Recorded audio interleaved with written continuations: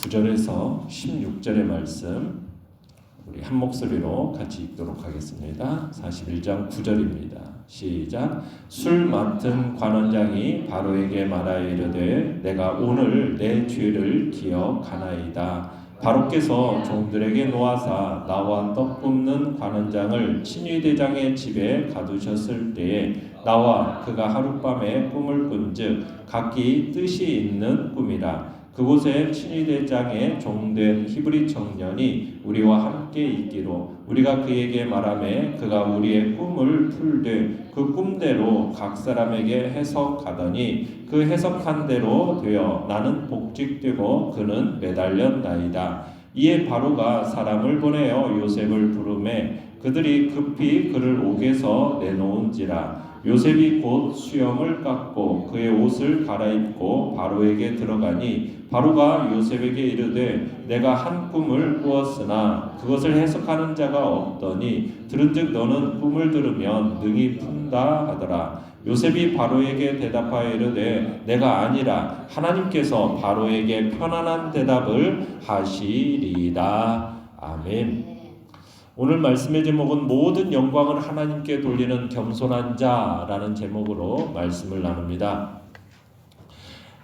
애굽의 바로가 이제 꿈을 꾼 이후에 꿈을 해석하기 위해서 그 당시에 박사라고 할 수 있는 이들을 다 불러 모아서 꿈을 해석하도록 합니다. 그런데 그들이 꿈을 전혀 해석하지를 못해요. 그로 인해서 이제 바로가 번민하게 되죠. 그래서 이 문제의 해결의 실마리를 제공한 사람이 있게 되는데 바로 오늘 나오는 술 맡은 관원장입니다. 자, 술 맡은 관원장 9절로 13절을 다시 한번 읽어보겠습니다. 9절에서 13절까지 다시 읽습니다. 시작. 술 맡은 관원장이 바로에게 말하여 이르되 내가 오늘 내 죄를 기억하나이다. 바로께서 종들에게 놓아사 나와 떡 굽는 관원장을 친위대장의 집에 가두셨을 때에 나와 그가 하룻밤에 꿈을 꾼즉 각기 뜻이 있는 꿈이라. 그곳에 친위대장의 종된 히브리 청년이 우리와 함께 있기로 우리가 그에게 말하매 그가 우리의 꿈을 풀되 그 꿈대로 각 사람에게 해석하더니 그 해석한 대로 되어 나는 복직되고 그는 매달렸나이다.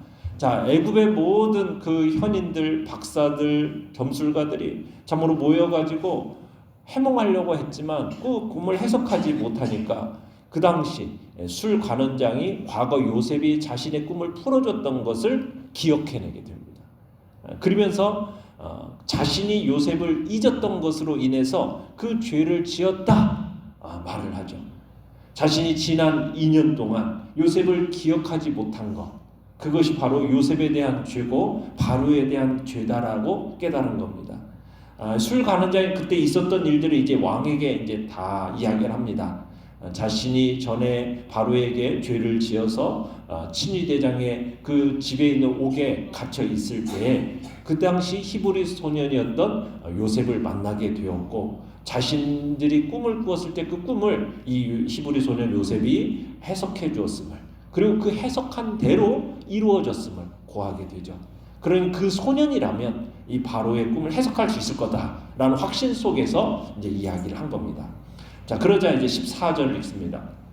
14절입니다. 시작. 이에 바로가 사람을 보내어 요셉을 부르매 그들이 급히 그를 옥에서 내놓은지라. 요셉이 곧 수염을 깎고 그의 옷을 갈아입고 바로에게 들어가니. 자, 술 맡은 관원장의 이 추천을 듣고 감옥에 있는 요셉, 그 요셉이 이제 바로 앞에 즉시 서게 됩니다.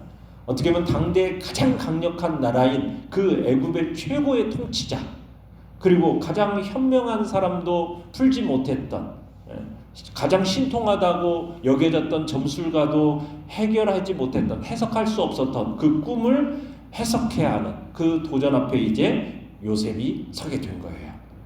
바로의 부름을 받자마자 요셉은 이제 곧장 몸을 씻게 되고, 그리고는 이제 바로를 더 오래 기다리게 할 수가 없었기 때문에 이제 부름 받자마자 이제 바로 앞에 서게 됩니다. 바로 앞에 설 수 있도록 적합하도록 그게 이제 애굽의 풍습에 따라서 이제 몸 단장도 하고 나간 겁니다.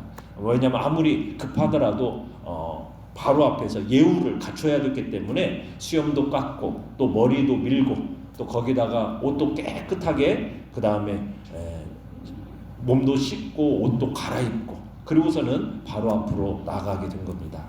어떻게 보면은 이제 죄수의 신분을 벗어버리는 거예요. 옷을 바꿔 입은 것은 죄수의 이제 신분에서 이제 새로운 신분의 변화를 상징하는 것입니다. 바로 앞에 이제 새로운 옷을 입고 이제 서게 됐는데요. 내용과처럼 이제 1번을 보시면 자 바로는 술 맡은 관원장을 통해 들은 요셉을 어떻게 평가합니까? 자 15절을 읽어봅니다. 15절. 시작. 바로가 요셉에게 이르되 내가 한 꿈을 꾸었으나 그것을 해석하는 자가 없더니 들은즉 너는 꿈을 들으면 능히 분다 하더라. 자 바로가 지금 자신의 고민 아무도 지금 자기가 꾼 꿈을 해석하지 못할 자가 없다라는 것을 지금 요셉에게 털어놓고서는 지금 뭐라고 얘기하면 네가 정령할 수 있겠냐? 하는 식으로 지금 다그치는 겁니다. 그러니까 바로의 말을 문자적으로 번역하면 내가 너에 대해서 들은 바에 의하면 너는 꿈을 들으면 그걸 해석한다고 하는데 과연 그렇게 할 수 있냐? 이 말은 믿음직스럽다는 것입니까? 믿음직스럽지 못하다는 거예요. 아직은 못 믿어온 거예요. 그러니까 못 믿어움을 지금 요셉에게 솔직하게 이야기하는 거죠. 이 애굽의 지혜자들도 이 꿈을 해석하지 못했는데 어쩔 수 없이 너 요셉을 감옥에서 불러오게 하긴 했지만 히브리 노예 네가 과연 뭘 알겠냐 라는 식으로 기대하지 않는다라는 어떤 무시와 경멸에 들어있는 그 경멸을 내포하고 있는 말이 바로 이 말입니다. 자 내용과 문제 2번을 보시면 자 꿈을 들으면 능히 푸는 자로 자신을 알고 있는 바로에게 요셉은 어떻게 답합니까? 자 16절 읽어봅니다. 시작.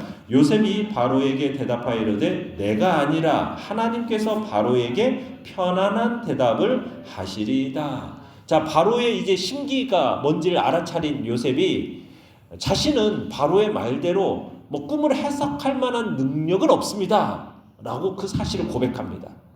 그러니까 바로는 요셉이 그가 가진 어떤 탁월한 능력으로 자신의 꿈을 해석해 줄 거라고 지금 기대하고 있지 않습니까? 그런데 요셉은 뭐라고 얘기해요? 나는 어떤 특별한 능력을 가진 자가 아니다라고 자기에 대한 어떤 바로의 평가, 그 평가가 바르지 않다라고 지적을 하고 있는 거죠. 그러면서 곧바로 요셉은 자신의 능력이 아니라 누구의 능력으로? 하나님의 능력으로 말미암는다라고 그 얘기를 증거하는 겁니다. 그러니까 요셉은 꿈을 해석할 수 있는 능력이 자신에게서 나오는 게 아니라고 말하고 나서 그 능력은 누구에게서 나오는 것이다? 하나님께로부터 나오는 것이다 라고 분명하게 증거하고 있는 거죠. 그러니까 요셉이 전에 감옥에 있을 때에도 이 두 관원장들의 꿈을 해석해 줄 때도 뭐라고 하나? 동일하게 말했었어요. 자신이 어떤 꿈을 해석하는 것처럼 얘기하고 그걸 완전히 배제시켜 놓고 하나님만 내세웠던 거거든요. 그러니까 하나님이 이런 꿈을 해석하게 하실 겁니다 하면서 하나님을 딱 내세우는 이 요셉의 모습. 요셉을 이제 하나님 앞에서의 어떤 변함없는 믿음의 모습이 요셉의 모습임을 보여주고 있는 겁니다. 자, 그러면서 뭐라고 또 얘기하냐면 하나님이 주실 대답이 평안할 것이다 라고 바로에게 말을 합니다. 하나님께서 바로에게 편안한 대답을 하시리이다. 근데 이게 문자적으로 풀이하면 뭐냐면 하나님께서 바로의 평안에 응답하실 것입니다. 이런 뜻이에요. 바로의 평안에. 왜냐하면 지금 바로의 마음이 어떤 상태입니까? 예기치 못한 꿈으로 인해서 마음에 평안함이 없어요. 지금 불안한 상태 가운데 있는 것입니다. 그러니까 하나님께서 요셉을 통해서 흡족할 만한 해몽을 주셔서 왕의 마음이 편안해질 수 있도록 하실 것입니다. 그런 뜻이에요. 그러니까 요셉은 하나님만이 참된 평안의 근원임을 증거하고 있는 거죠. 그가 믿고 있던 애굽의 어떤 점술사든 술객들이든 박사들이든 그들에게서 평안이 오는 것이 아니라 오직 요셉을 통해 주시는 하나님의 해석으로서만 평안함을 누릴 수 있습니다. 이 얘기를 하고 있는 겁니다. 자, 연구와 묵상 문제 3번입니다. 요셉이 바로에게 하나님께서 꿈의 해답을 주실 거라고 말한 이유는 무엇입니까? 그러니까 자신은 해석할 수 없지만 누가 가르쳐 주실 것이기 때문에, 꿈의 주인이신 하나님이 가르쳐 주실 것이기 때문에 꿈의 해답이 주어질 것을 얘기하는 겁니다. 그러니까 요셉은 자신의 어떤 위치, 자신의 역할에 대해서 정확하게 알고 있었기 때문에 이 꿈의 해석이 가능함을, 해답이 주어질 것을 얘기하는 거예요. 자신은 단지 하나님의 뭐라는 거예요? 도구일 뿐이고 대변인일 뿐 아니라는 것을, 그것을 철저하게 의식하고 있는 게 요셉의 태도인 겁니다. 그러니까 하나님을 향한 강력한 믿음, 겸손함, 이게 지금 이 말 속에서 드러나고 있는 겁니다.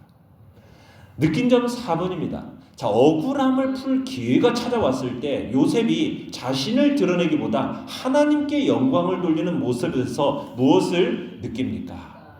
우리는 요셉처럼 우리 스스로가 인정받으려 하는 것이 아니라 하나님의 주권을 온전히 신뢰하면서 자신을 낮춰야 함을 느낍니다.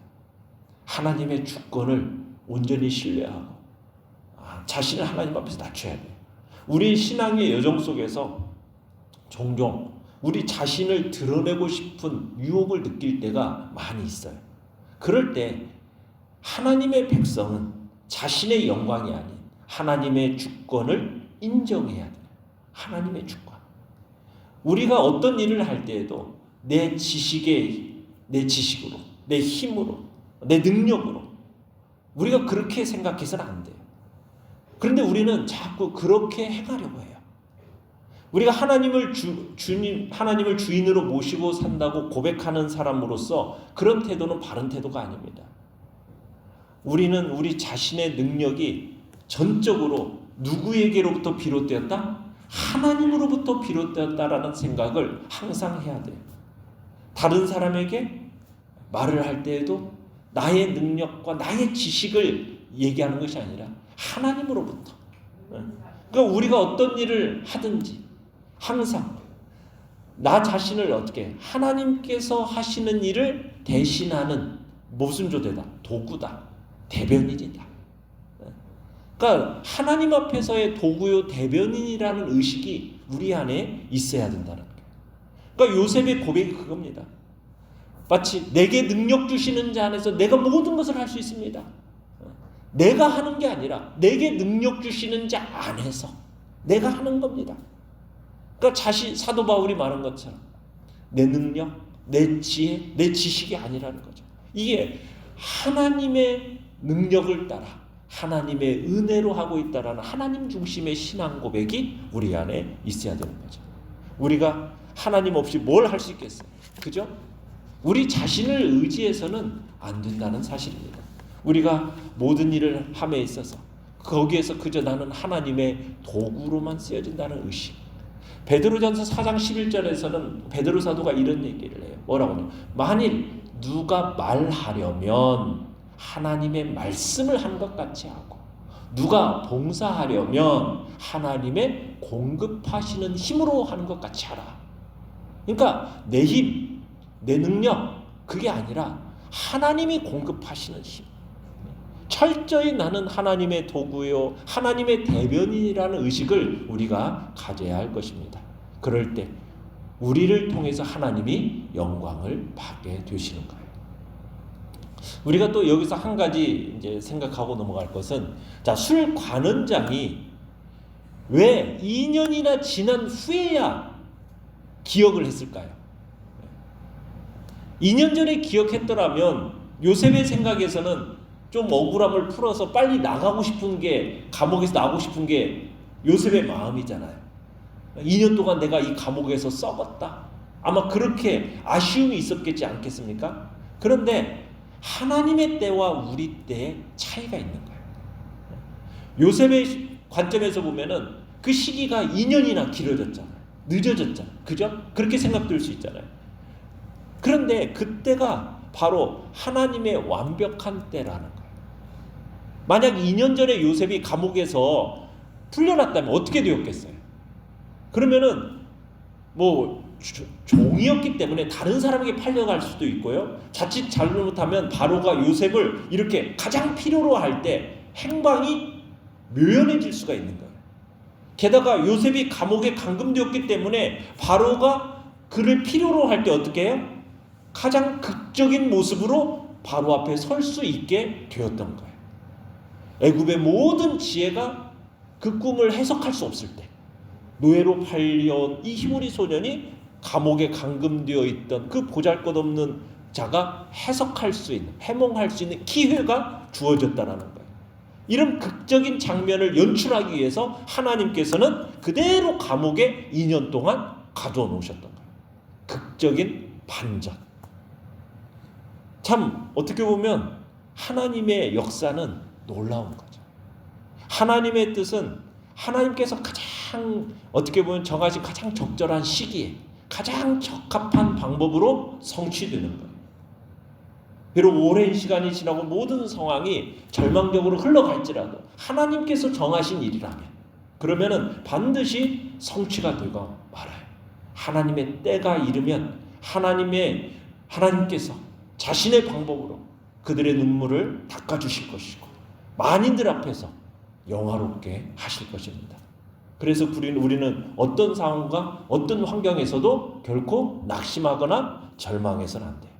하나님께서는 우리에게 크고 놀라운 축복을 약속해 놓으셨기 때문에 우리가 이 땅에서 비록 고난과 역경을 당한다 할지라도 하나님께서는 우리를 향한 자신의 놀라운 뜻을 이루어가시는 그 과정과 절차 속에 있음을 우리는 믿고 그 정하신 때가 되면 요셉처럼 하나님께서 자신의 그 놀라운 뜻을 이루어 주실 것이고 가장 극적인 모습으로 연출시키시면서 하나님의 영광을 드러내게 하실 것입니다. 그것을 우리들이 믿고 때를 따라 돕는 은혜를 주시는 그 하나님의 은혜가 항상 우리에게 덧붙여 있음을 믿고 하나님을 찬양하면서 우리가 그 자리를 넉넉하게 이겨나가시기를 간절히 바랍니다. 결단과 적용 5번입니다. 하나님께 영광을 돌려야 할 순간에 내 수고와 능력을 드러냈던 적은 언제입니까? 요셉처럼 모든 영광을 하나님께 돌리는 겸손한 일꾼으로 쓰임받기 위해 오늘 무엇을 실천하겠습니까? 자, 우리가 무엇을 하려거든 하나님이 공급하시는 힘으로 하는 것 같이 하라.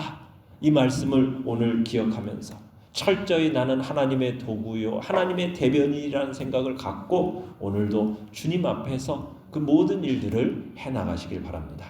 그래서 하나님의 주권, 그 주권을 신뢰하면서 오직 하나님만이 영광을 받으시도록 우리의 말과 행동과 우리의 삶에 일어난 모든 일들이 오직 하나님이 우리 삶의 중심이 되시도록 이끌어가는 복된 자리에 있기를 간절히 바랍니다.